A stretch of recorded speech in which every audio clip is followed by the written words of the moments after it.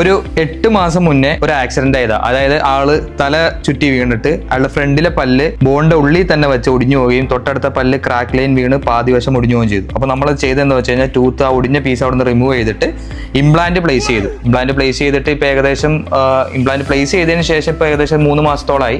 ഇന്ന് നമ്മൾ അതിൽ പല്ല് വയ്ക്കാൻ പോവാണ്. ഈ ഒടിഞ്ഞ പല്ലിന് നമ്മളൊരു സിർക്കോണിയ ക്രൗൺ ആണ് വയ്ക്കുന്നത്. അതുപോലെ തന്നെ സിർക്കോണിയയുടെ ഗം ഷെയ്ഡും കൂടിയും ചേർന്ന് വരുന്ന ഫ്രണ്ടിലെ പല്ലായതുകൊണ്ട് ഗം ഷെയ്ഡും കൂടിയും ചേർന്ന് വരുന്ന രീതിയിലാണ് ഇവിടെ ഇംപ്ലാന്റ് ക്രൗൺ പ്ലേസ് ചെയ്യുന്നത്. ഏറ്റവും അഡ്വാൻസ്ഡ് ട്രീറ്റ്മെന്റ് ആയ ഡെന്റൽ ഇംപ്ലാന്റ് നമ്മൾ പ്ലേസ് ചെയ്ത് ആൾക്ക് പല്ലും വെച്ചു കൊടുത്തു.